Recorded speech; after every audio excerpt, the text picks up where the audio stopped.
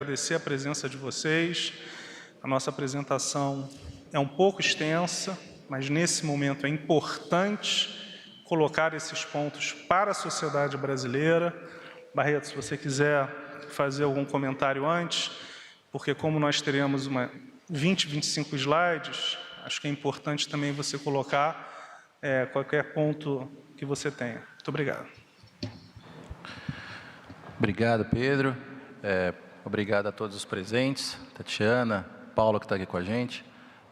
Eu queria, antes de mais nada, dar as boas-vindas a todos os presentes, aí, em nome do nosso presidente, Jair Messias Bolsonaro, e do nosso ministro da Cidadania, Onyx Lorenzoni, que está em viagem nesse momento, mas fez questão de realçar as palavras antes da minha chegada, dizendo, de um lado, de agradecimento à Caixa Econômica Federal, a construção da maior operação de apoio aos cidadãos do nosso planeta é uma construção conjunta, coletiva, é uma construção de um sucesso, vou chamar assim, exatamente porque é uma construção coletiva, não existe nada parecido no mundo.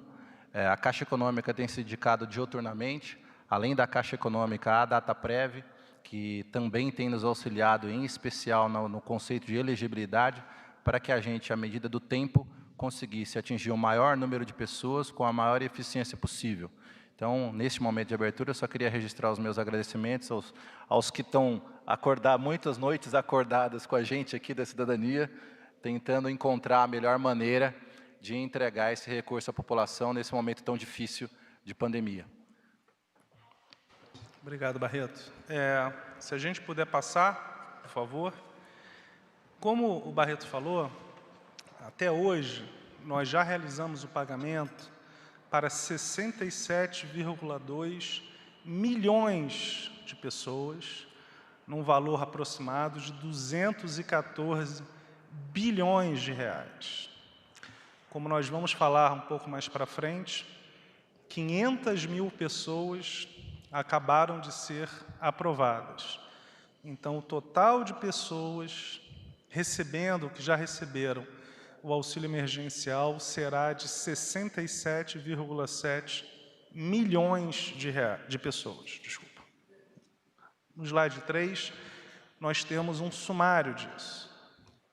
Nós temos esses 67,2 milhões de beneficiários, sendo 19,2 do Bolsa Família, que inclusive já estão recebendo essa primeira parcela do auxílio extensão, 10 milhões e meio do CAD único e 37 milhões e meio do aplicativo do site, ou seja, esses 37 milhões e meio de brasileiros são indivíduos que não estavam em nenhum tipo de programa. Um ponto importante que eu quero reforçar para todos vocês, nesse fim de semana, nós estávamos em Pacaraima, em Roraima, na Operação Acolhida, e em Pacaraima nós estamos pagando mais venezuelanos do que brasileiros sobre o auxílio emergencial. A Caixa Econômica Federal está pagando mais venezuelanos do que brasileiros. E nós fomos também em abrigos onde estão índios venezuelanos, 600, e houve uma receptividade muito positiva. Por que eu quero reforçar isso? Porque a grande maioria são de brasileiros, mas nós temos venezuelanos, bolivianos, haitianos, o que reforça esse ponto de que o Brasil é um país que acolhe e que ajuda. Por fim, eu recebi um elogio aonde a Operação Acolhida de pessoas de organismos internacionais que participaram de outros países e disseram que a Operação Acolhida é um exemplo em relação a outros países. Só quero deixar esse ponto importante e reforçado, porque, de novo, a Caixa está em todo o Brasil e nós estamos pagando não só brasileiros, como pessoas de outras nacionalidades. Na página 4, esse é um ponto importante, 34% do valor pago está no Nordeste e 10,6% na região Norte. O que isso é importante? São as duas regiões mais carentes do Brasil. Então, se vocês verem em termos de PIB, é mais do que o dobro da participação do PIB do Nordeste e quase o dobro da participação da região Norte.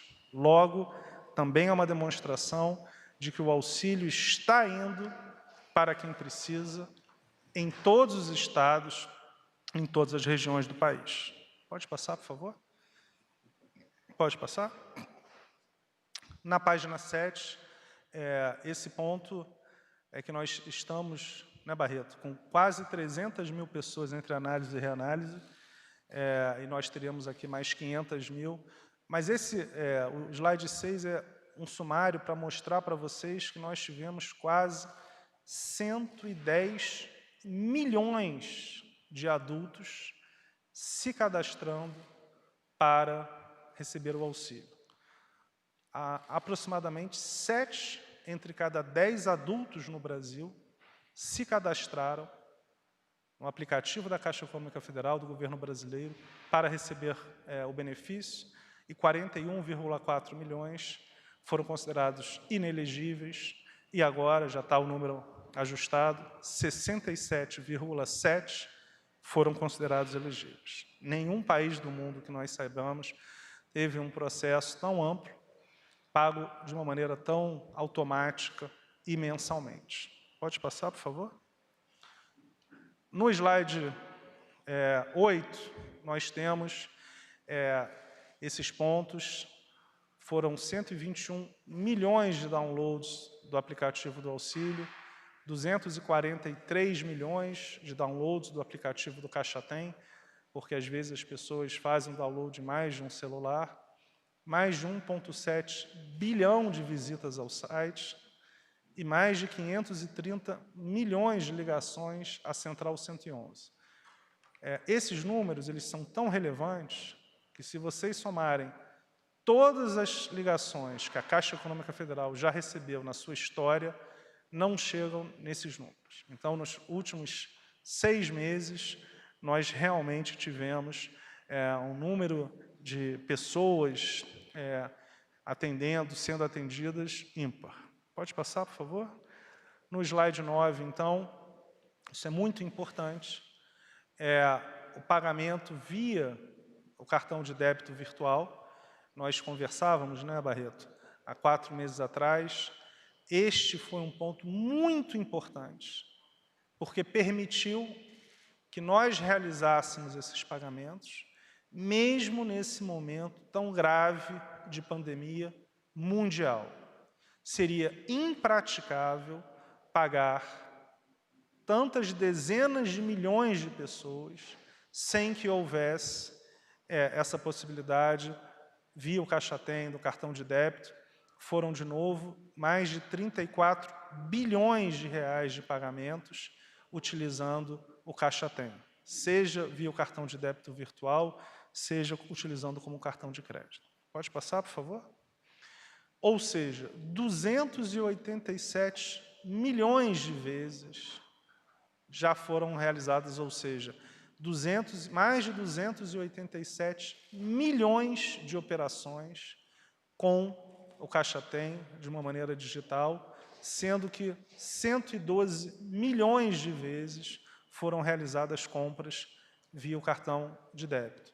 E aqui é importante porque nós fizemos quase 25 milhões de transferências entre contas da Caixa Econômica Federal, quase 20 milhões de transferências entre contas da Caixa e de outros bancos, 112 milhões de compras virtuais, quase 25 milhões de pagamentos de contas de água, luz, gás, telefone, mais de 72 milhões de pagamentos de boleto e 33 milhões de saque. Só o último ponto. Apenas esta parte do saque é que é a presencial. Os outros mais de 250 milhões são de uma maneira automática, né, digital. Então, esse é um ponto muito importante. Pode passar, por favor? Aqui, então, nós começamos a falar da MP1000, do auxílio emergencial da extensão. Pode passar, por favor? Então, são até 4 parcelas mensais, de 300 ou 600. E aqui é importante, né? Deixa eu dar um resumo, porque nós temos várias páginas. O que acontece? São 5 parcelas do auxílio emergencial. E a partir de agora, nós já tivemos a primeira parcela do auxílio extensão para quem recebeu o Bolsa Família e começaremos amanhã, no dia 30, para aqueles que receberam em abril. Estes vão receber 9 parcelas. O que a gente está falando é que todas as pessoas vão receber de uma maneira ordenada, de acordo com o mês de nascimento e o calendário que nós vamos colocar. Então, são parcelas de 300 ou 600 reais até dezembro e até 4 parcelas. Então, todas as pessoas que atenderem aos requisitos de elegibilidade, o início é um ponto muito importante. Quando é que você começa a receber o auxílio emergencial extensão? Quando terminar o recebimento da 5ª parcela do auxílio. Ou seja, por que quem recebeu a primeira parcela em abril começa a receber a primeira parcela do auxílio extensão a partir de amanhã? Porque elas já receberam 5 parcelas do auxílio emergencial. Quem estiver nesse ciclo recebendo a 4ª parcela, só começará a receber o auxílio extensão no mês que vem. Então, a conta é simples. São 5 parcelas do auxílio emergencial e, a partir do momento em que se recebe a 5ª parcela do auxílio emergencial, a próxima parcela será o auxílio extensão. Para o Bolsa Família, todos receberão as 9 parcelas. Porque, no caso do Bolsa Família, nós tivemos um calendário à parte. Qual é o calendário do Bolsa Família? É o mesmo de sempre. Os 10 últimos dias úteis do mês. Recebendo em dinheiro saque nas agências, ou nos ATMs, ou nos lotéricos. Para as pessoas do cadastro único, ou que fizeram o cadastro no aplicativo ou no site, você tem grupos diferenciados de acordo com, basicamente, quando esses lotes foram aprovados. O primeiro grande lote, ao redor de 30 milhões de pessoas, as pessoas receberam em abril e depois em maio. Então, de acordo com esses lotes subsequentes de aprovação, é que você terá o número de parcelas finais de cada um. É um pouco complicado, mas a gente vai em mais detalhe, com calma, mostrando para vocês, e se tiver qualquer dúvida, a gente tira depois. E, Paulo, a gente tem tudo isso no site da Caixa Econômica Federal, ou seja, todas as tabelas que nós vamos mostrar estão nos sites da Caixa Econômica Federal, com tranquilidade. Pode passar, por favor? Então, como nós acabamos de falar, a primeira parcela do auxílio extensão começou a ser paga no dia 17 de setembro, quinta-feira, há 10 dias atrás, para 1,6 milhão de pessoas. Hoje, nós estamos pagando o NIS 9, é o 9º grupo, do Bolsa Família, e amanhã todas as pessoas do Bolsa Família já terão recebido a sua primeira parcela do auxílio emergencial extensão. De novo, o saque em dinheiro na lotérica, na agência ou nos ATMs. Pode passar, por favor? Aqui porque nós colocamos o calendário das 4 parcelas do Bolsa Família do auxílio extensão. Então, na página 16, nós temos a 2ª parcela do auxílio extensão, que é de outubro. Normal, são os 10 últimos dias do mês. Pode passar, por favor? A parcela 3, os 10 últimos dias do mês de novembro. Pode passar, por favor? e a parcela 4 do auxílio extensão para quem receba o Bolsa Família nos 10 últimos dias úteis de dezembro. Né, Paulo? Aqui a gente, na verdade, termina no dia 23 de dezembro. Então, é um pouco antes por causa do Natal. A única exceção é dezembro. Então, com exceção de dezembro, são os 10 últimos dias do mês. Dezembro, por causa do Natal, acaba se recebendo no último dia útil, antes do Natal, dia 23 de dezembro, uma quarta-feira. Mas, de novo, reforçando, os beneficiários do Bolsa Família já começaram a receber a primeira parcela do auxílio emergencial extensão, podendo sacar nas agências, nos ATMs e nos lotéricos, como sempre foram, não muda nada, e nós estamos falando de 16 milhões de pessoas em relação a esse pagamento. Pode passar, por favor. E aqui a portaria, pode passar. Como nós falamos, uma portaria emitida ontem à noite, né, Barreto?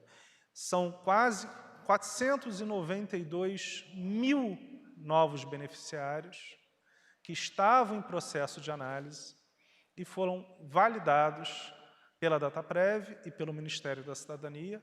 Então, nós temos mais 492 mil pessoas que fizeram a contestação pelo aplicativo da Caixa, foram validados pelo Ministério da Cidadania e que receberão as parcelas a partir do ciclo 3.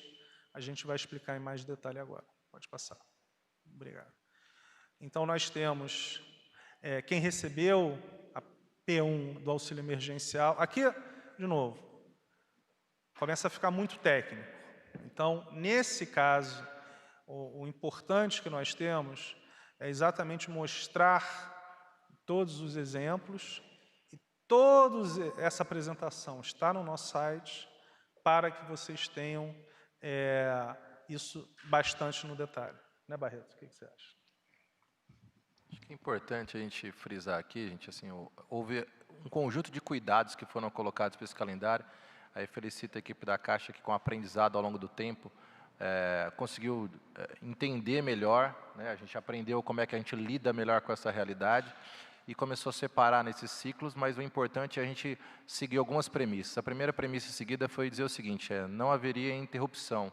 Então, quando você termina de receber a sua 5ª parcela do auxílio emergencial, que seria o auxílio original e a extensão, no mês subsequente você entra recebendo esta extensão de R$300, no caso de uma cota, ou de R$600, no caso da segunda cota. Então, o cuidado ali é que, independente dos ciclos, recebe no mês, recebeu 600 numa cota simples do auxílio anterior, vai passar a receber 300 do novo auxílio, que se estende até 31 de dezembro, o período em que hoje a gente tem dentro do decreto, dentro do que foi aceito pelo Congresso, o período que a gente entende por período de calamidade, né? Então, assim, este cuidado foi a primeira premissa. A segunda foi, independente disso, a gente não parou de olhar as contestações. Então, o Paulo acabou de falar, o Pedro acabou de falar, desculpa, falando para a gente o que tem em relação às 492 mil novas pessoas, né? Há um cuidado muito grande em relação à contestação. Nós aprendemos com o tempo e fomos muito colaborativos, vou chamar assim, em todas as instituições que participaram da evolução do auxílio emergencial. Então, a CGU, Controladoria Geral da União, o TCU, Tribunal de Contas, o próprio Ministério Público, o CNJ, a Receita Federal, o Ministério da Justiça e os nossos prestadores e apoiadores parceiros de todo o tempo, Dataprev e Caixa Econômica Federal. Nós, ao entendermos melhor o auxílio, percebemos um conjunto de coisas que vinham acontecendo e o aperfeiçoamento levou que um conjunto de contestações fosse avaliado no tempo. Uma pessoa mudou de situação, então ela recebia o seguro-desemprego, mas em algum momento o seguro-desemprego vai acabar. E a lei original impedia ela de receber o auxílio. A evolução, então, do auxílio mostrou, olha, a gente reanalisa no tempo e quando ela termina de receber aquele outro benefício, ninguém fica para trás, a gente não deixa as pessoas desassistidas e elas passam a ter direito ao novo auxílio. E aí reforça a colocação que foi feita aqui pelo Pedro, mostrando claramente que nós temos contestações em análise e elas estão sendo inseridas, sim, para que as pessoas tenham direito, façam jus aí ao auxílio emergencial nesse momento tão difícil. Pode voltar só um slide, por favor? um pouco confuso e eu vou explicar com mais calma. São 6 ciclos. Quando nós falamos aqui dos 492 mil novos beneficiários, o que significa isso? Nós vamos pagar nos ciclos que nós já temos, nas datas que nós já temos. Ou seja, nós não vamos criar uma nova data para esses 492 mil. Por que isso é importante? Porque, como o Barreto falou, provavelmente teremos mais 50, 100, 200 mil aprovados. Se cada grupo que for aprovado, nós criarmos um calendário novo, vai ser ainda mais confuso. Então, de uma maneira objetiva, esses novos 492 mil entrarão nos ciclos, nos calendários que já existem. E a primeira parcela, quando a gente coloca P1, significa primeira parcela. Eles vão entrar neste próximo ciclo, o ciclo 3, a segunda parcela no ciclo subsequente, terceira, quarta e quinta. Com uma observação, a quarta e a quinta parcela deste novo grupo de beneficiados serão recebidas no último ciclo, lá no final de dezembro. O que significa isso? Eles receberão 2 parcelas em dezembro. Por quê? Porque são 5 parcelas do auxílio emergencial.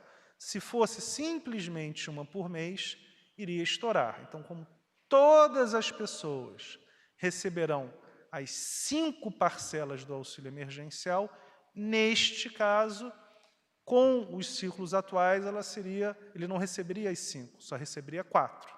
Para resolver esse problema, obviamente todos vão receber as 5, se recebeu a quarta e a quinta parcela no último ciclo. Pode passar. Essa é a antiga porque é do auxílio emergencial. Todas as parcelas do auxílio emergencial são com os valores do auxílio emergencial. A partir do fato que a pessoa já recebeu 5 parcelas do auxílio emergencial, ela vai para a parcela do novo auxílio, do auxílio extensão, que é a que se reduz. Mas todas as pessoas aprovadas receberão 5 parcelas do auxílio emergencial com os valores originais. E aqui na página 21 é exatamente a mesma coisa. De novo, quem recebeu a P1, ou seja, primeira parcela em julho, aqui que é o ponto importante. O primeiro grupo, Bolsa Família, e o primeiro grupo de aprovados recebeu lá em abril, 31 milhões de pessoas. Esses já receberam as 5 parcelas do auxílio emergencial e começam amanhã a receber a primeira do auxílio extensão. Mas quem recebeu em julho a primeira parcela, receberá a terceira parcela do auxílio emergencial no terceiro ciclo, que é o que vai começar agora, a quarta no quarto ciclo, a quinta no quinto ciclo. E quem recebeu a P1 no segundo ciclo, vai receber a segunda, a terceira, a quarta e quinta. De novo, um pouco confuso, mas o objetivo é todos receberão 5 parcelas do auxílio emergencial. E só depois de receber as 5 parcelas do auxílio emergencial é que você irá receber, se der tempo, do auxílio extensão. Pode passar, por favor? É isso que a gente falou, né? Então, em abril, é confuso, mas a gente de novo vai repetir. Quem recebeu em abril a primeira parcela, estes já receberam 5 parcelas do auxílio emergencial. E são esses que começarão a receber agora o auxílio extensão e vão receber as 4 parcelas do auxílio extensão, setembro, outubro, novembro e dezembro. Quem recebeu em maio só irá terminar de receber a 5ª parcela agora, no próximo ciclo, então receberão 3 parcelas do auxílio extensão. Por quê? Porque eles vão demorar 1 mês a mais para receber a 5ª parcela.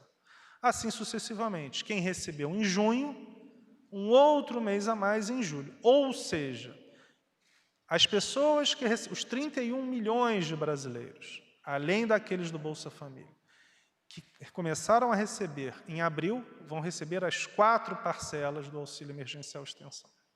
Quem começou a receber em maio, ou seja, com um mês de diferença, receberá 3 parcelas do auxílio extensão. Quem recebeu em junho, 2 parcelas. E em julho, 1 parcela. Essa é para dar um sumário para vocês. Pode passar, por favor?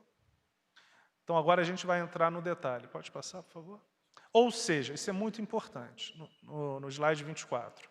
Neste novo ciclo que começa amanhã, fora o Bolsa Família, que já começou, mas nesse novo ciclo, são 16.200.000 pessoas que continuam recebendo o auxílio emergencial, a 4ª, a 5ª parcela. E 27 milhões que irão receber o auxílio emergencial extensão. Por que a diferença dos 30 milhões para os 27? Que, como o Barreto já falou, foi se realizado mais uma análise, algumas pessoas, né, Barreto, já voltaram a trabalhar, etc.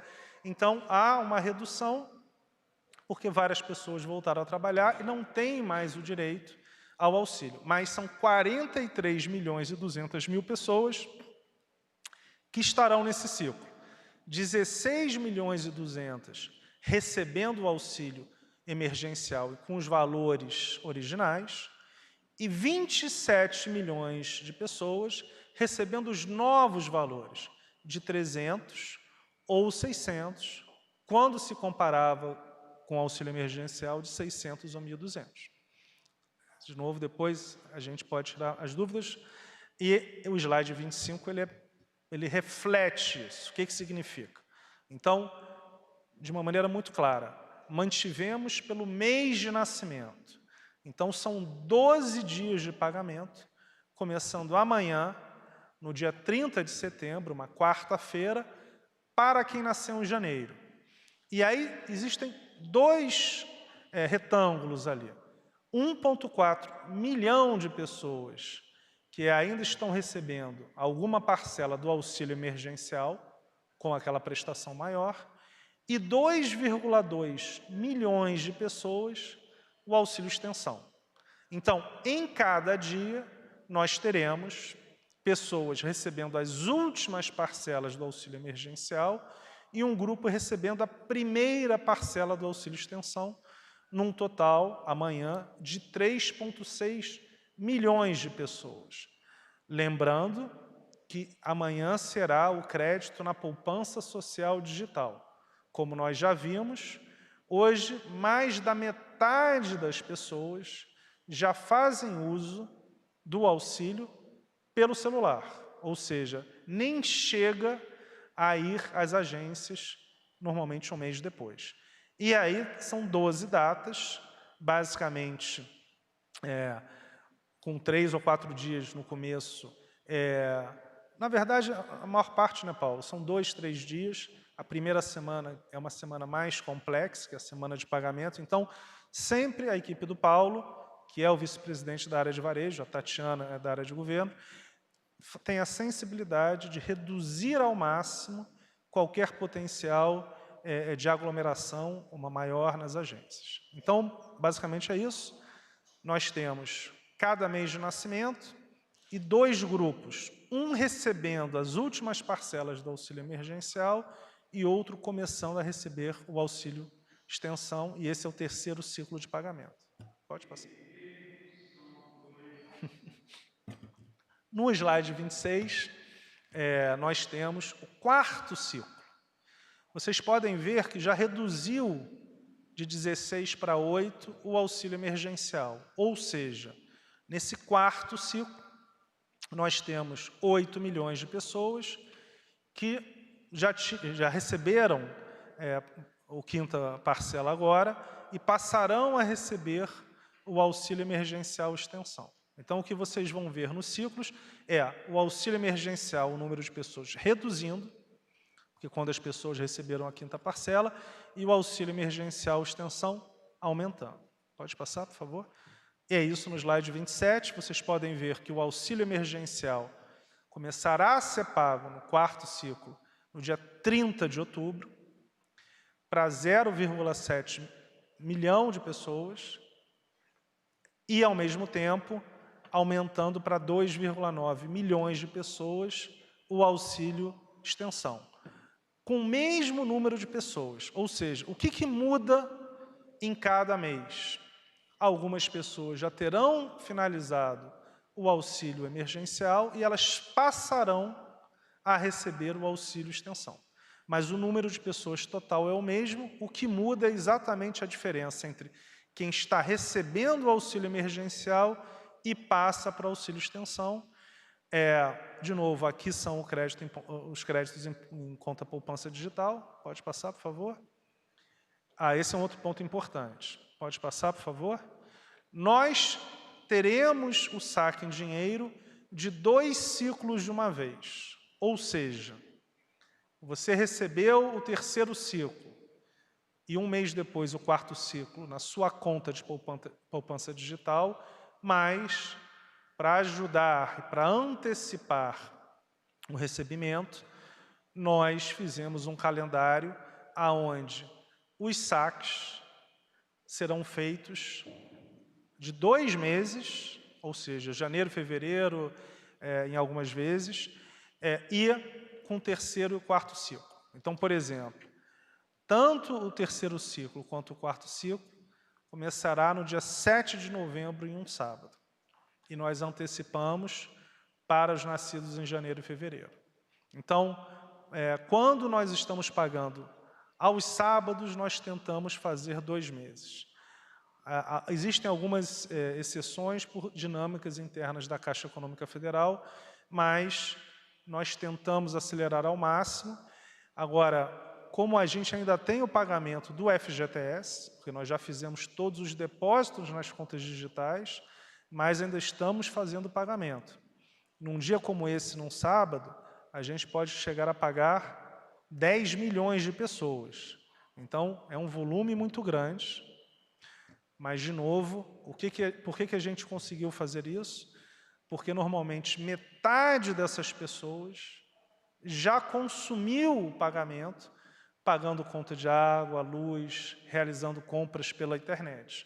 Então, isso nos ajudou a antecipar os saques. Então, para ser bem objetivo, sempre tentamos minimizar a aglomeração, mas conseguimos antecipar o saque em dinheiro pelo uso do aplicativo ser mais intenso a cada mês. Pode passar, por favor? O 5º ciclo, a mesma coisa. Vocês podem ver que no 5º ciclo, 2,2 milhões de pessoas ainda estão recebendo o auxílio emergencial, mas já 41 milhões estarão recebendo o auxílio emergencial extensão. Pode passar, por favor? É o mesmo racional, começando no dia 22 de novembro, e aí é um crédito em poupança, a gente faz até em um domingo, né, Paulo? A primeira vez, estamos acelerando. E por que isso? Para conseguir realizar tantos pagamentos ainda nesse ano. Então, o depósito em um domingo, a gente nunca fez. É inédito. Não sei se no mundo, mas certamente no Brasil, na Caixa Econômica, nunca foi feito. Então, nós realizamos diversos pagamentos aos domingos para que a gente consiga pagar todas as pessoas. Isso é impressionante. São 3,5 milhões de novo, o número de pessoas é o mesmo, o que muda é sempre a quantidade de pessoas no auxílio emergencial e no auxílio extensão, sempre respeitando o mês de nascimento. Pode passar, por favor? E o último ciclo é para 0,8 milhão, que é basicamente os últimos que foram aprovados, esses 492, e teve mais uns 250 há uns 15 dias atrás. Então, são os últimos que foram aprovados, que estarão recebendo ainda a última parcela do auxílio emergencial, e os outros 42, e aí vamos assumir que mais 150 mil pessoas sejam aprovadas. Por exemplo, elas entrarão nesse ciclo.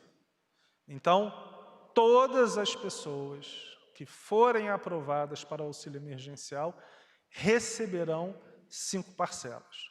Pode acontecer que no final do ano a gente pague 2 parcelas de uma vez para não fazer com que estoure para o ano que vem. Pode passar, por favor?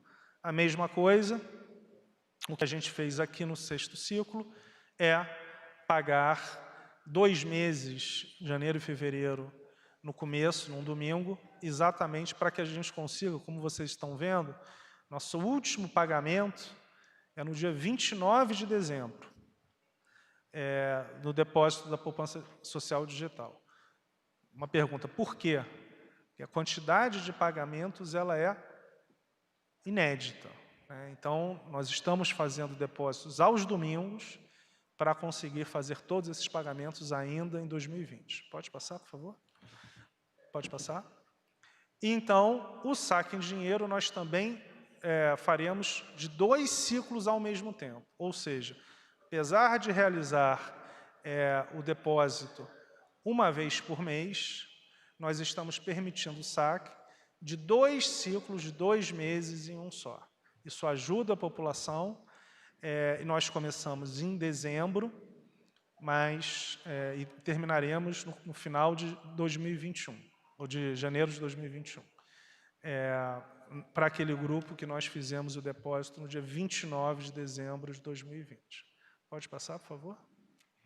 Esse é o sumário, né? Esse slide 36, que é o último slide, é o slide que nós sugerimos que vocês tenham, porque é exatamente esse sumário. Os 4 ciclos que faltam, 3, 4, 5 e 6, primeiro, o depósito na conta digital, subsequentemente, o saque e transferência, quando nós realizamos 2 ciclos em uma data só. E a quantidade de beneficiários, vocês podem ver na última coluna, que é o mesmo de 43,2, e o que muda é aqueles que estão recebendo o auxílio emergencial e a quantidade do auxílio emergencial extensão. O que vai acontecendo é uma migração, assim que você receba a 5ª parcela do auxílio emergencial, você passa a receber a 1ª parcela do auxílio extensão. Então, o número de beneficiários, fora o Bolsa Família, novamente, nós já temos o pagamento do Bolsa Família, a 1ª parcela, amanhã, ela se encerra para todos os 16 milhões, e aqui nós temos mais 43 milhões de pessoas. É só fazer um destaque aqui, presidente. Nós tínhamos o ciclo 1, 2, 3 e 4 já previsto numa portaria, a portaria 442 de 16 de julho. O que nós estamos fazendo aqui é antecipar o início também do ciclo 3 e 4. Então, é um destaque. O ciclo 3 estava previsto antes para início em 9 de outubro, para aqueles nascidos em janeiro, nós estamos antecipando aqui para 30 de setembro o início do pagamento, então, do ciclo 3. E o ciclo 4 também, era previsto para início de pagamento no dia 16 de novembro, e com essa nova portaria, nós estamos antecipando para 30 de outubro. Isso tudo num esforço aí de todas as partes envolvidas para a construção de mais 2 novos ciclos no calendário, o 5 e o 6. Obrigada. Muito bom. Só reforçando o que a Tatiana falou, nós antecipamos, ao redor de 2 semanas, tendo mais parcelas a serem pagas. Então, por isso que nós estamos fazendo depósitos em contas digitais, inclusive aos domingos. Então, é um esforço muito grande de diversas equipes do governo, do presidente Jair Bolsonaro, e com um grau de eficiência que nos deixa muito orgulhosos. Por quê? Porque nós montamos uma base digital que não existia, e só para finalizar, essa palavra aqui para o Barreto depois, 37 milhões de pessoas não estavam em nenhuma base de nenhum governo e passaram a entrar nessa base de dados, que eram aquelas denominadas invisíveis. E 33 milhões de pessoas não tinham conta em banco. Eu quero reforçar esse dado. Essas 33 milhões de pessoas têm hoje uma conta em banco digital, de graça, e que é muito importante para a próxima fase. né? O que eu posso falar para vocês é que nós estamos discutindo um grande programa de microcrédito para após o auxílio. E ele só é possível porque nós temos agora o celular e nós conseguiremos atingir milhões de pessoas de uma maneira eficiente. Antes do auxílio, essas pessoas, esses 33 milhões de brasileiros, não tinham conta em banco nenhum. Então, para que eles pudessem tomar um dinheiro, um crédito, normalmente eles iriam a agiota ou uma financeira e acabavam pagando 20% de crédito ao mês. E eu posso já afirmar para vocês que a nossa taxa de crédito, do microcrédito, não chegará a 10% disso. Então, há também um componente de inserção digital, social, de cidadania, dentro de todo esse problema muito grave que é a pandemia. Então, eu quero agradecer, passo aqui para o Barreto também. Muito obrigado. Queria, mais uma vez, agradecer a Caixa Econômica, e essa frase que o Pedro Encerra fala aqui da Caixa, eu acho que ela é decisiva para a gente enxergar as diferenças. Quando a gente fala em fazer programas sociais, e hoje à frente do Ministério da Cidadania, trabalhando na equipe com o ministro Onyx Lorenzoni, a nossa preocupação foi de não fazer a mesma coisa que havia sido feita no passado. O programa social pelo social, ele não nos parece ser o melhor caminho para que os brasileiros tenham a sua liberdade, a sua emancipação do Estado brasileiro, para que eles consigam evoluir, e para isso a ajuda de todos os parceiros possíveis se faz necessária. Não basta pensar só em dinheiro da União. E aí, com o anúncio que o Pedro fala agora, e fala que, olha, antecipando um pouquinho o que o microcrédito fará, essa é a forma de fazer as coisas. A gente não pode imaginar que a gente vai sair do auxílio emergencial, faz uma extensão, sai da pandemia, e as pessoas, para a retomada econômica, há uma limitação de orçamento da União. A gente, na realidade, você vê que o calendário ele foi todo antecipado, mas existem algumas questões técnicas que nos levam a fazer isso. De um lado, o lado humano. Precisamos dar ajuda a quem precisa o mais rápido possível, porque quem tem fome não pode esperar. Do outro, existem as questões técnicas inerentes ao orçamento público. Então, no momento da pandemia, até o próximo 31 de dezembro, a nossa realidade é que nós vivemos com emissões de crédito extraordinário. Esse crédito extraordinário tem uma característica, e essa característica faz com que a gente use esse crédito no período que a legislação permite, então eu tenho que empenhar todo esse dinheiro até 31 de dezembro. A eficiência do gasto público se faz presente nesse momento também, e os técnicos debruçaram com apoio, inclusive, do nosso Ministério da Economia, para encontrar a melhor forma de juntar, usar o orçamento ordinário, por determinações de órgãos de controle e até envolvendo em algum momento o próprio judiciário, mostrando que nós deveríamos gastar todo o nosso orçamento ordinário voltado, por exemplo, ao Bolsa Família, e complementar somente essa diferença na ótica de crédito extraordinário. É a evolução do que fizemos no primeiro momento do auxílio emergencial, onde tudo era crédito extraordinário. Essas questões são tanto quanto técnicas, mas mostram o respeito que estamos tendo, de um lado, teto de gastos, eficiência, orçamento, bom uso do dinheiro público e a forma de saída ao final, onde a gente não usa mais somente o orçamento da União, e uma parte do que a gente deve apresentar a vocês foi dito agora pelo presidente Pedro quando fala do microcrédito. Nós vamos buscar todos os meios disponíveis para fazer a junção dos programas e, ao fazer a junção dos programas, mesclar dinheiro público, dinheiro privado, sociedade e o terceiro setor e o universo de possibilidades, de oportunidades que o auxílio acabou nos ensinando, com a evolução do cadastro único. O cadastro único recebido por nós no governo, para se ter ideia, não tinha um cadastro. Curioso falar, mas essa frase pode parecer engraçada, mas eram 8 cadastros únicos. 103 tabelas. A junção de tudo isso fez com que a gente corresse no auxílio, aprendesse com ele e descobrisse que a gente tem que fazer de uma forma diferente. Para poder entregar o melhor dinheiro possível, ou a melhor oportunidade, o treinamento, ou o emprego, diretamente a quem precisa, que é o que transforma a vida, o que dá liberdade a essas pessoas, nós vamos sair então do orçamento público puro e vamos cruzar as oportunidades com as melhores tecnologias disponíveis e os melhores parceiros que aprendemos, e com os parceiros do dia a dia, mas aqueles que já estão se somando a nós na evolução do que a gente vai fazer em relação aos programas sociais. A Caixa tem feito a sua parte, a Dataprev tem feito a sua parte, acho que a sociedade tem feito a sua parte, o Estado brasileiro, quanto o governo Bolsonaro, tem feito a sua parte, e a MP1000 mostra, inclusive, o cuidado que tivemos quando algumas pessoas, em algum momento, de certa forma, agrediram, quando falam, olha, governo, por que menos gente vai receber? A gente tem que entender que, inicialmente, havia uma legislação em um momento de calamidade, onde o Congresso Nacional emite uma lei e a gente, como executivo, a cumpre e a gente aprende com ela. Aprender mais rápido e entregar melhor dinheiro a quem mais precisa, entregar da melhor forma, faz parte do nosso dia a dia.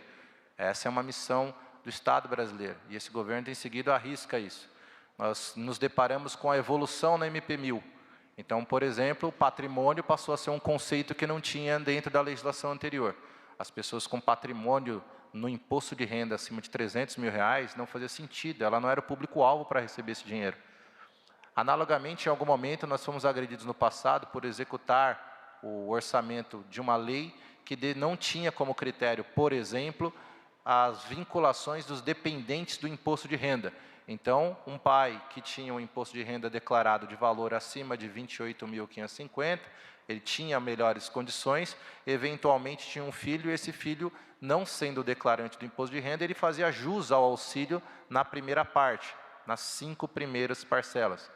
Mas, quando a gente considera a focalização do auxílio, e aí a boa mídia também nos ajudou a evoluir, à medida que percebe que se foi entregue recurso a, de repente, uma pessoa que não fazia parte da camada mais necessitada da população brasileira, nós incorporamos o feedback recebido e esses dependentes de imposto de renda, onde os pais tinham declarado uma condição melhor, então esses dependentes, em um conjunto de critérios, estudando com a Receita Federal, esses dependentes passam a não fazer jus a esse auxílio.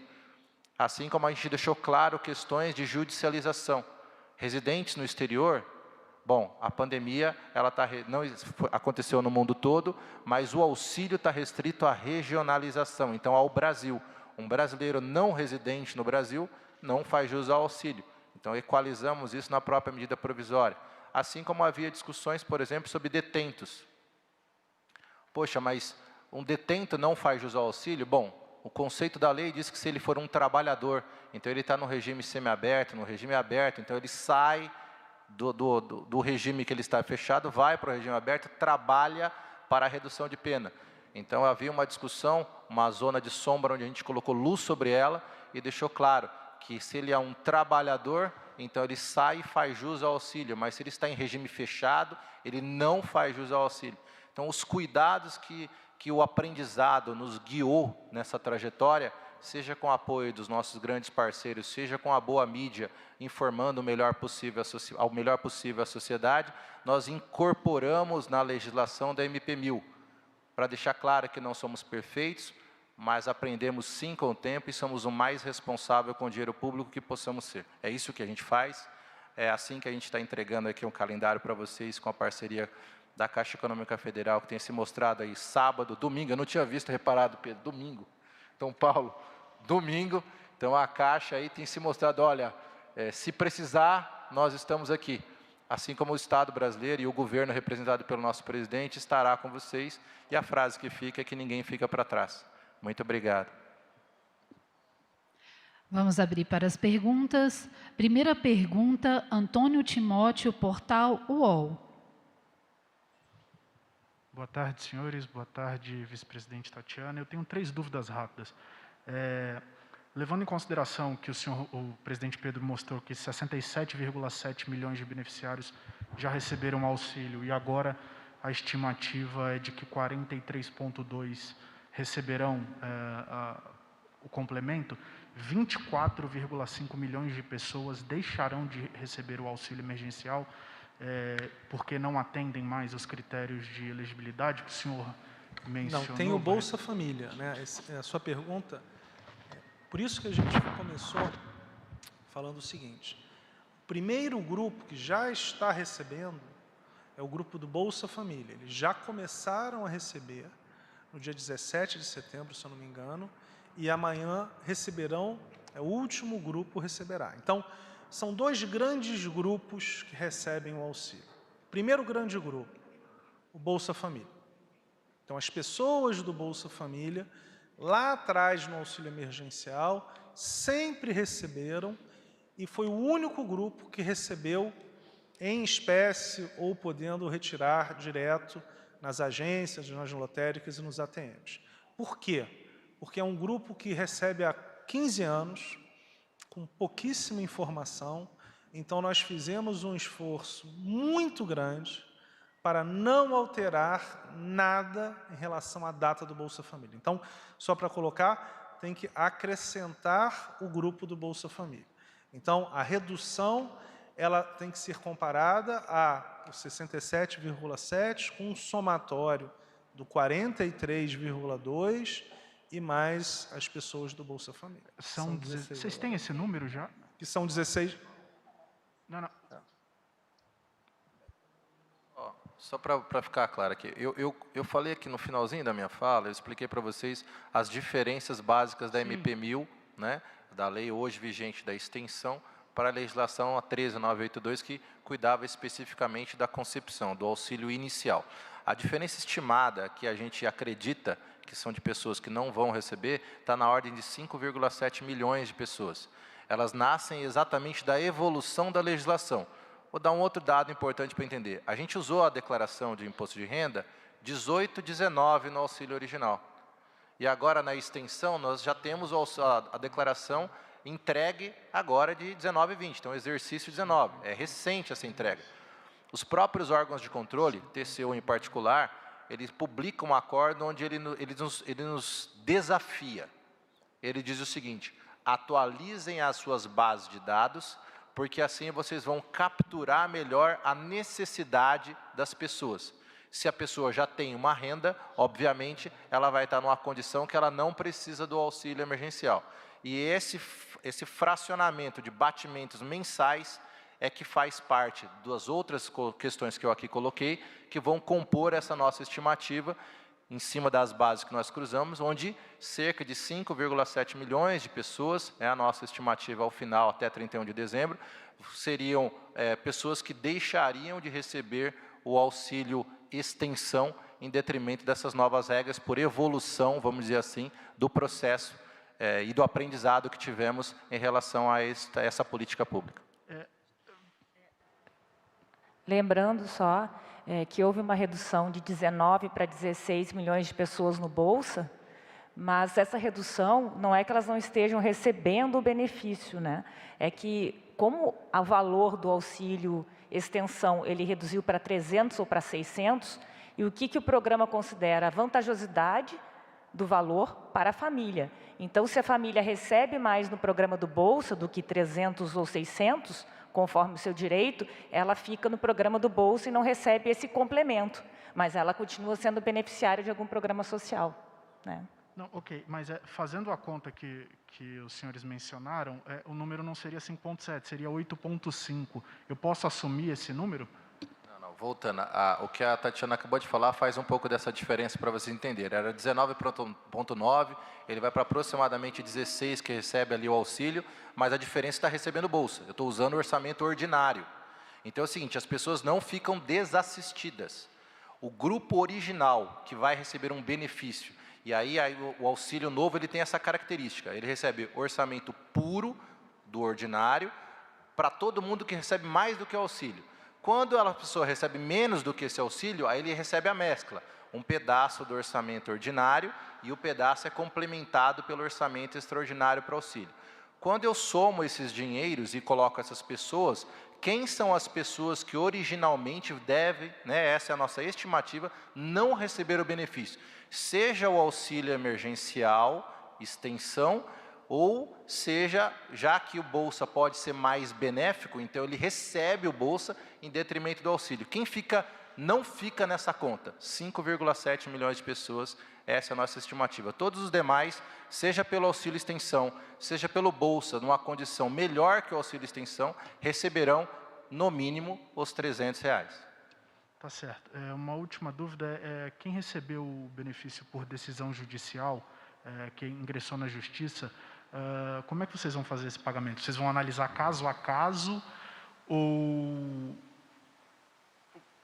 Deixa eu explicar um pouquinho o judicial, a gente tem sofrido bastante com isso, mas... Deixa eu só acrescentar uma pergunta, se vocês têm o número de quantas pessoas conseguiram benefício por decisão judicial. Então, vamos lá. Existem hoje, dentro da Advocacia Geral da União, um número aproximado de 50 mil processos judiciais. Anterior a isso, dentro ainda numa reunião junto ao CNJ, a gente elaborou uma nova forma de auxiliar para que não chegue ao final a decisão judicial. E esse é o nosso cuidado. Fora disso, dentro de um outro fórum, a gente deve ter reunião ainda no dia de hoje, se ela já não começou, mas a gente estava previsto, não, amanhã, desculpa, quarta-feira, está previsto para a gente ver dentro dos tribunais qual é o montante que existe. A nossa estimativa é de algo em torno de 200 mil. Então, qual é o nosso universo de demandas judiciais? 250 mil. Desse universo, nós disponibilizamos uma ferramenta que ela já está em uso, onde uma demanda judicial pode perder objeto.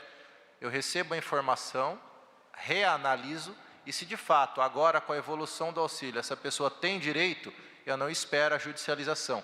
Eu transformo num lote, como o Pedro colocou muito bem aqui, olha, se eu incluir um pessoal novo, ele vai entrar no último bloco e vai receber lá no ciclo 6. Então, eles vão receber as 5 parcelas até o final de dezembro. Nosso cuidado, não estimativa, é que esse lote que a gente venha a receber, a gente vai tratar, e ao tratar isso, já tem as equipes formadas para isso, existe uma portaria feita no Ministério da Cidadania que define 6 macroprocessos no auxílio emergencial. Um deles é exatamente o processo de contestação.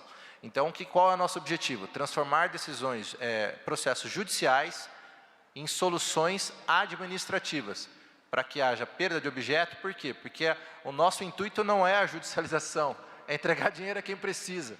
Então, se a gente fizer um novo cruzamento e essa pessoa se encaixar no critério, ela fará jus a 5 parcelas, será incluída no calendário vigente, receberá dentro do ciclo até dezembro as 5 parcelas e somente ficará o residual para a judicialização daqueles que, ao cruzar os dados, a gente chegar à conclusão que realmente ela não tem direito, e aí ela tem toda, dentro da legislação brasileira, um rito para falar, olha, quero continuar com o processo, e nós, do outro lado, quanto Estado brasileiro, temos que mostrar com elementos fáticos, mostrando, ó, de fato, você não se enquadra nos critérios da legislação e não faz jus ao auxílio emergencial. Obrigado. Última dúvida, presidente Pedro, os usuários do Caixa Tem, da Poupança Social Digital, a partir de novembro, vão poder usar o Pix para fazer transferência de recursos? Sim, excelente pergunta. Nós, inclusive, já começamos a oferecer produtos de seguros, né, Paulo? Começamos o Seguro Amparo. O que é importante? Toda a gama de produtos que a Caixa Econômica Federal oferece para os seus clientes, nós queremos oferecer para os 100 milhões de clientes do Caixa Tem. É basicamente a maior plataforma digital financeira do mundo. Então, respondendo objetivamente sua pergunta, sim, mas vamos além, inclusive reforçando a operação de microcrédito, que é fundamental, nós queremos oferecer via o Caixa Tem. Então, o Caixa Tem, ele é uma plataforma, um banco digital, que nós queremos transformar a cada vez. E o último ponto, de graça. Ou seja, lá em Roraima, os refugiados, as pessoas não são refugiados, são, na verdade, os migrantes, estavam utilizando o Caixa Tem, os venezuelanos. Estava conversando com eles e perguntei se eles tinham dificuldades. Eles falaram, não, nós já estamos utilizando. Então, eu acredito, como o Barreto falou, lá atrás, em abril, nós começamos a pagar com 5 dias da promulgação da lei. Hoje nós temos, já há algum tempo, um aplicativo eficiente e que vai ficar para a vida inteira. E, de novo, daquelas pessoas que muitas vezes tinham que andar 30 quilômetros para receber um Bolsa Família. Então, o orgulho que nós temos é que, depois da pandemia, depois de dezembro, todos os brasileiros, venezuelanos, bolivianos, haitianos que têm o Caixa Tem, vão continuar com acesso. Então, sim, o Pix é uma questão importante, entendemos que vai revolucionar o segmento, mas nós estamos preparados. Obrigado. Próxima pergunta, Maiara Oliveira, Metrópolis.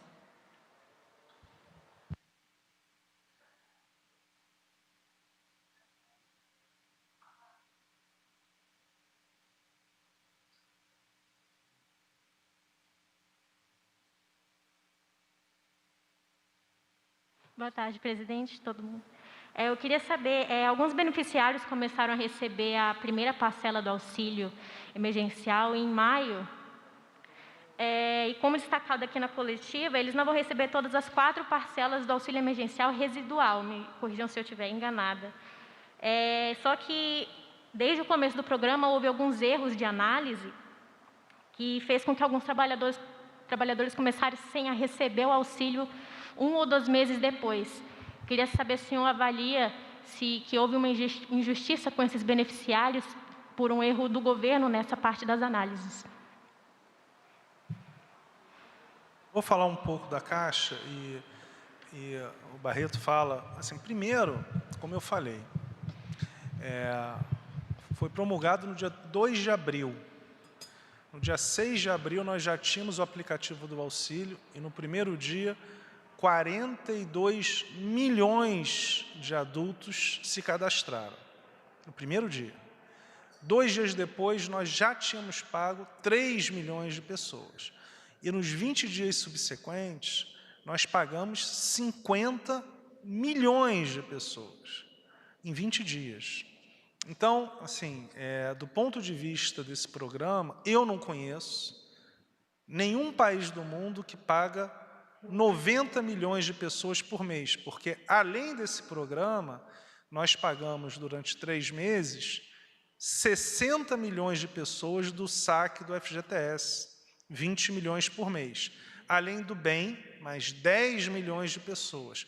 Fora todos os outros benefícios, o auxílio-desemprego, o abono, o de pesca. Então, assim, do primeiro ponto, eu acho muito importante o entendimento de que, no meio da pandemia, e eu lembro bem em abril, quando ninguém sabia a extensão do tamanho da mortalidade, inclusive, do coronavírus, eu lembro que as pessoas achavam que poderia ter uma mortalidade ainda maior. Já é muito grande, deixa eu deixar bem claro. É um grande problema. Mas nós tínhamos um receio de ter ainda mais, de que poderia ter um colapso total.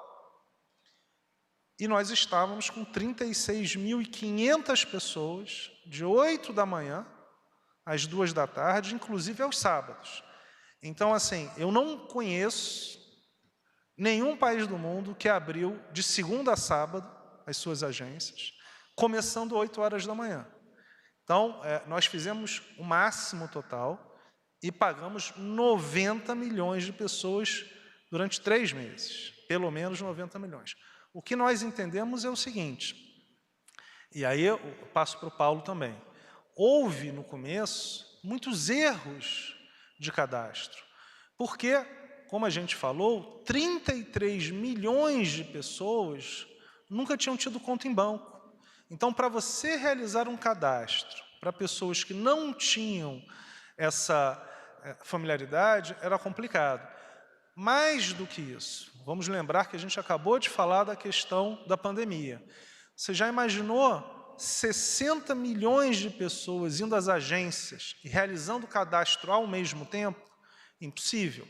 Então, na nossa visão, nós tivemos um atendimento absolutamente... eu agradeço demais aos funcionários da Caixa. Tivemos, sim, momentos de fila, que foi exatamente na adequação do aplicativo Caixa Tem, mas isso foi em especial durante uma semana, mas nós entendemos que foi feito mais do que melhor, foi feito de uma maneira eficiente. Agora, o Barreto pode falar da outra ponta, porque, de uma maneira clara, o Ministério da Cidadania contratou a Caixa Econômica Federal para realizar o pagamento e o cadastramento no auxílio, e a Dataprev para fazer a análise. Como o Barreto falou, deixa eu passar para ele, a quantidade de informações, 7 entre cada 10 brasileiros adultos se cadastraram para receber o auxílio emergencial. Um ponto importante também é o seguinte, mais de 40 milhões de brasileiros se cadastraram sem ter o direito e tomaram o tempo dos 67 milhões que tinham direito. Então, tem um ponto importante que dezenas de milhões de pessoas se cadastraram, foram analisadas e não foram aprovadas. Mas, Barreto, acho que você pode colocar, porque foi um trabalho hercúleo. Eu vou responder a sua pergunta, mas eu só gostaria de fazer uma reflexão, acho que tem tudo alinhado com o que o Pedro acabou de dizer, e com respeito aos meus colegas que estão aqui na mesa conosco, Paulo e Tatiana, e falo aí em nome do Ministério da Cidadania, mas reforço a Dataprev, reforço os Correios, reforço dentro da Dataprev a SAS, que entrou no processo para nos ajudar, para conseguir ter a velocidade que a gente esperava, ou maior do que a gente esperava, para processar tudo que a gente ia processar. Aos meus colegas que passaram dioturnamente, trabalhando aí 24/7, para conseguir trazer a maior operação de apoio que o mundo já viu.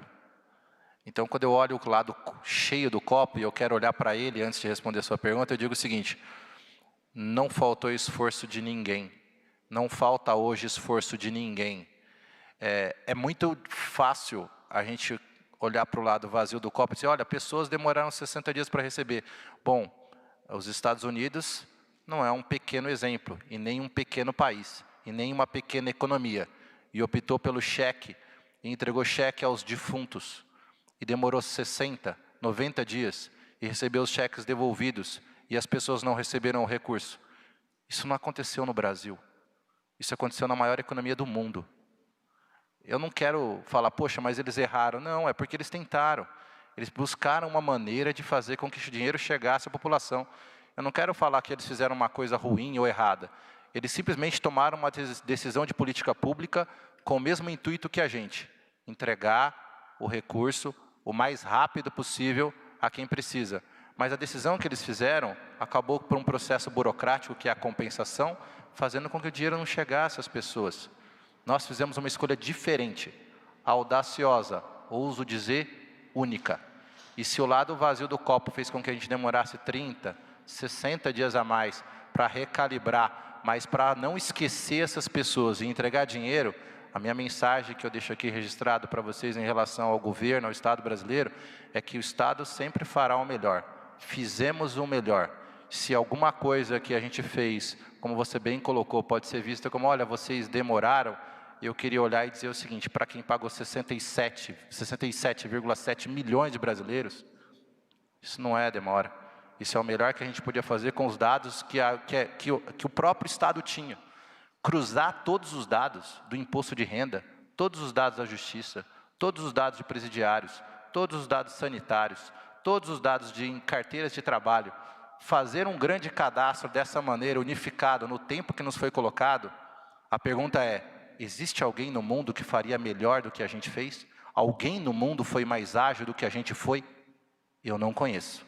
E para cada um daqueles que demorou um pouco demais, está aqui a resposta quando a gente fala do ciclo 6. A gente aceita a contestação, nós não somos perfeitos, mas nós não deixamos ninguém para trás. Barreto, eu só gostaria de reforçar alguns pontos. A Caixa Econômica Federal aloca diretamente nesta operação mais de 200 mil pessoas para atendimento à população brasileira.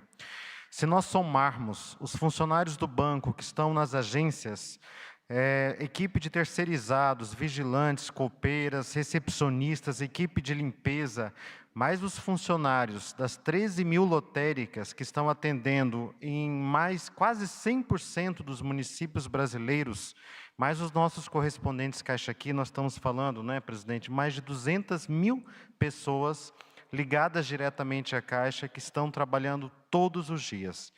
é bom destacar que o Sistema Financeiro Nacional, no período da pandemia, está operando por 4 horas durante o dia, das 10 às 14 horas. As agências da Caixa, as casas lotéricas, os nossos correspondentes Caixa Aqui, estão abrindo às 8, muitas vezes antes das 8, e operando as agências por 5 horas. 1 hora a mais do que todo o sistema, e por muito tempo trabalhou por 6 horas. E é o único banco que está abrindo aos sábados. Ao longo de 2020, são 23 sábados que a Caixa está abrindo as suas portas para atender a população brasileira, alocando um contingente aí de quase 200 mil pessoas entre funcionários do banco. Destaco também 2 barcos, 2 agências barco estão operando no estado do Pará, no Amazonas, levando auxílio emergencial. Para ter ideia do quanto a Caixa e seus funcionários estão comprometidos, amanhã, por exemplo, nós temos uma equipe itinerante que está saindo da cidade de Manaus e indo para localidades longínquas do estado do Amazonas, que demora 5, 6, 7 dias de barco para atender beneficiários do auxílio emergencial em município, por exemplo, como Eirinapé, bem no extremo do país, justamente, Barreto, para levar a cidadania que o auxílio emergencial traz a todos os recantos. E temos também as agências caminhão, nós temos caminhões que estão rodando o Brasil afora, levando o auxílio, cadastrando senha, tirando as dúvidas das pessoas. É isso que a Caixa faz como banco do governo federal, do presidente Bolsonaro, gerando atendimento. Então, o nosso sentimento é de dever cumprido. E, por último, fazer um destaque, Barreto, no início, milhões de pessoas cadastraram informações erradas no aplicativo. O governo poderia ter simplesmente reprovado, porque as regras exigiam a reprovação, mas, ao invés disso, essas pessoas tiveram uma segunda oportunidade e puderam efetuar a correção do seu cadastro e, aí sim, ser contempladas. Só mais uma pergunta. Eu queria saber se as pessoas que foram excluídas do auxílio residual vão poder contestar. Obrigada. A gente tem um ciclo aberto hoje da contestação do auxílio emergencial, né, na forma original, da 13982, daquelas 5 parcelas. O que a gente deve fazer é o seguinte: a gente está no final, e aí os estatísticos e a equipe técnica vai acompanhando isso, você vai vendo que o número de contestações ele vai caindo, esse lote de 492 mil já mostra que o próximo é bem pequenininho, e a gente vai tratar depois só da parte judicial. E ato contínuo, a gente pega esse do residual e abre para a contestação do residual. Então, a gente fecha um ciclo, entende que conseguiu concluir a maior parte deles, vai ter sempre aquela parte residual, né, de contestações, a vida acontece, e a gente vai tentar, com toda a agilidade, como eu expliquei aqui, por exemplo, nas questões judiciais, auxiliá-los para que perca objeto, né, para que a gente resolva o maior número de pessoas. Fechado esse ciclo, a gente abre para o residual. Tá? Mas acho que o residual vai ter um comportamento bem diferente, e como os batimentos são mensais, né, então a gente aprendeu no trajeto, a gente imagina que antes de você receber a contestação, na verdade, ou quase que concomitante, eu já estou reprocessando no mês seguinte. Então, eu estou identificando isso, e a gente imagina que a contestação do residual, de fato, seja bem menor, né, na extensão do que do auxílio original. Última pergunta, Brenda Collen, do portal Plox Brasil.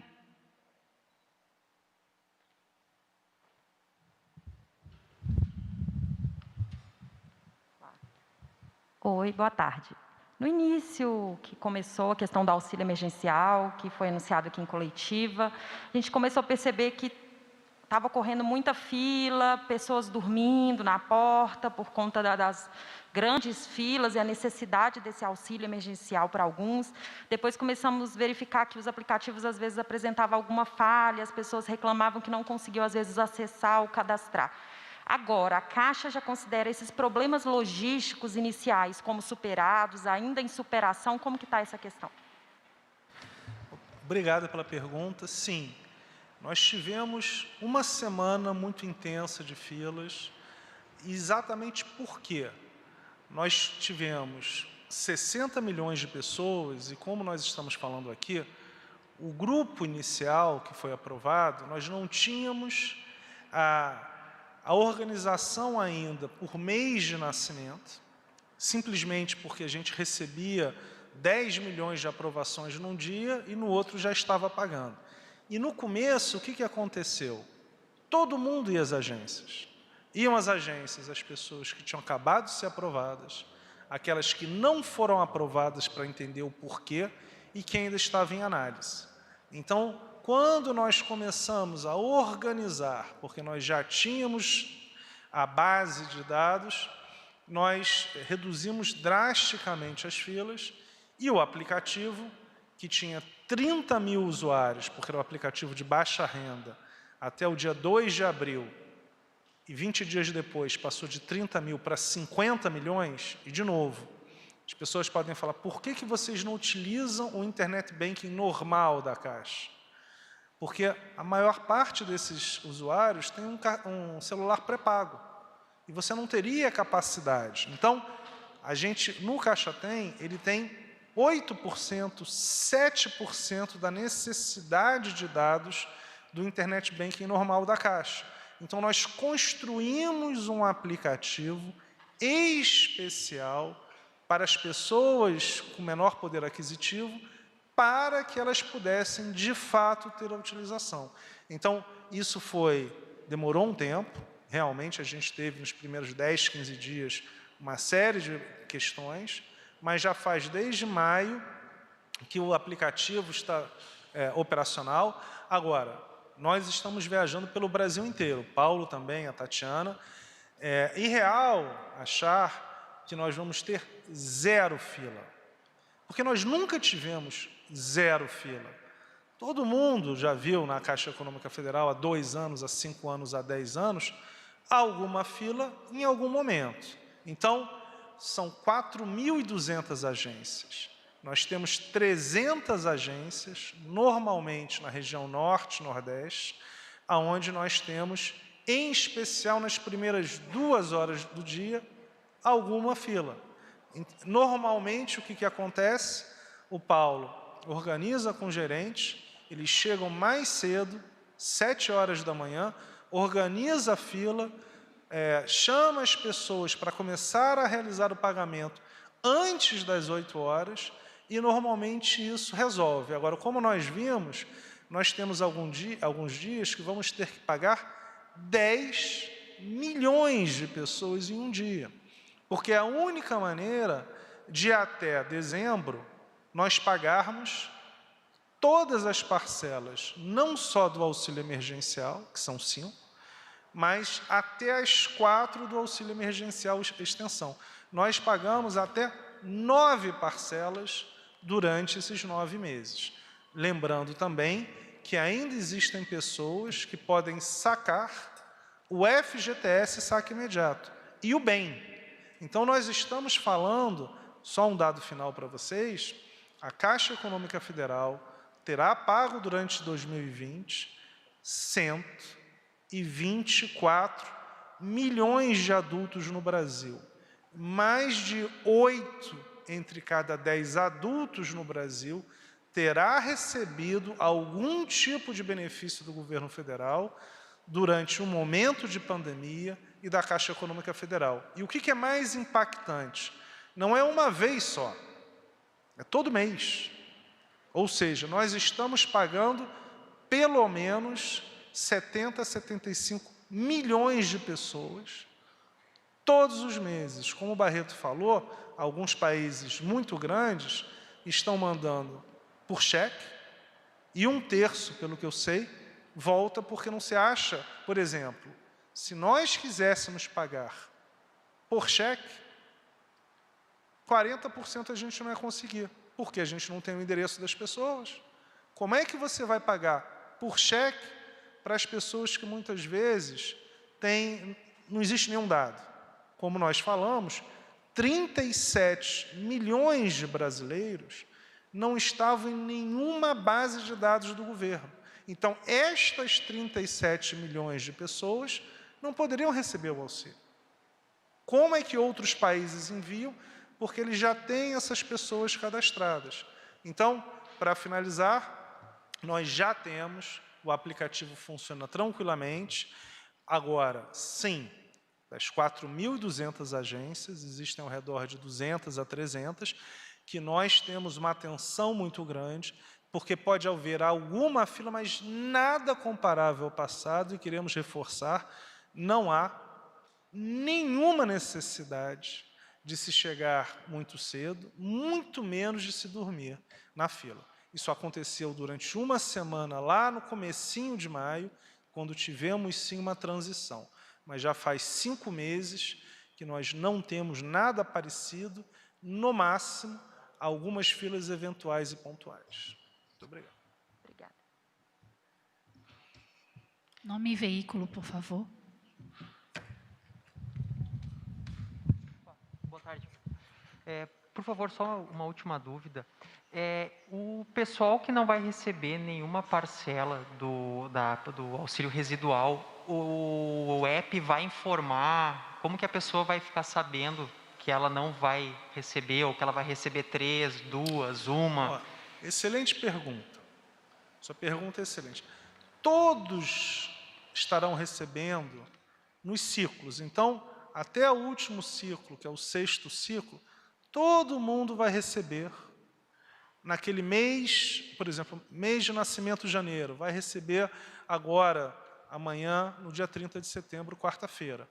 A diferença é a seguinte: alguns estarão recebendo a 5ª parcela do auxílio emergencial, outros a 1ª parcela do auxílio extensão, mas o que simplifica é o seguinte: naqueles dias de pagamento, e essa foi uma grande melhora que nós fizemos, todo mundo estará recebendo.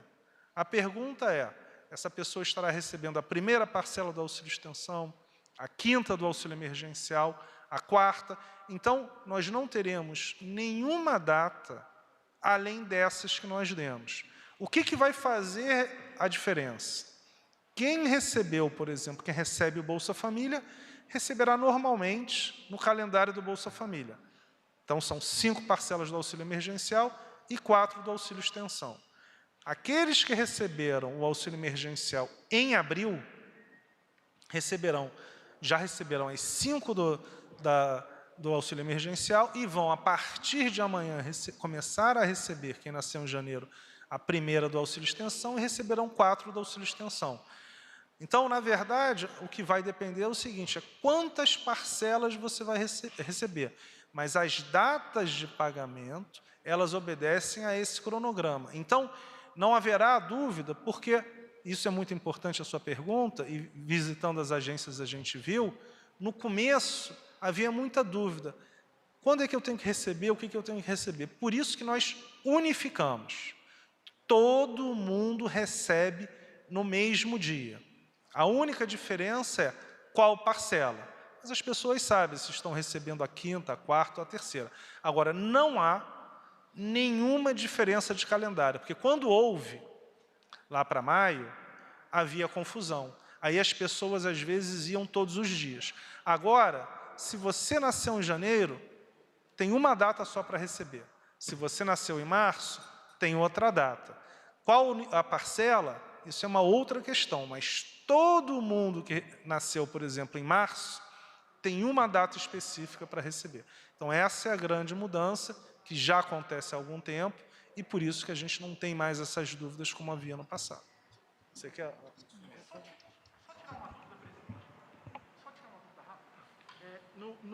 No consolidado aqui, onde o senhor chamou a atenção para a gente dar uma olhada, a gente observa aqui que 27 milhões de pessoas receberão a 1ª parcela do auxílio extensão. A partir de amanhã, né? A partir de amanhã, isso. Então, dentro desses 27 já estão os beneficiários do Bolsa Família, é isso? Não? O Bolsa Família, excelente sua pergunta, até para clarificar todo mundo. Nós temos 2 grandes grupos. O Bolsa Família é um subgrupo à parte, né? Tá. E é o grupo normal, que eram 19 milhões dos primeiros 5 pagamentos do auxílio emergencial, e como a Tatiana falou muito bem, como você reduziu de 600 para 300, várias pessoas recebem mais do que 300.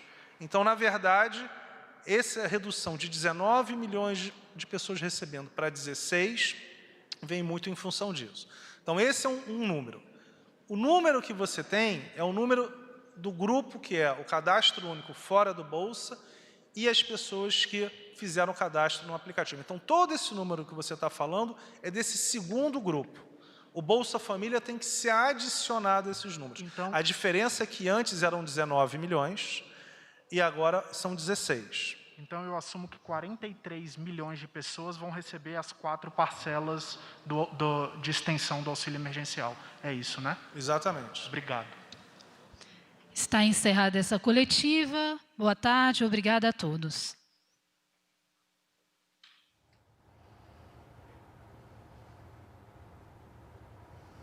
Você acompanhou ao vivo do Palácio do Planalto, em Brasília, a entrevista coletiva com o presidente da Caixa Econômica Federal, Pedro Guimarães, e o secretário do Ministério da Cidadania, Antônio Barreto. Eles apresentaram o calendário do Auxílio Emergencial Extensão.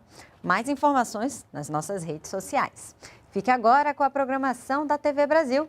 Até mais!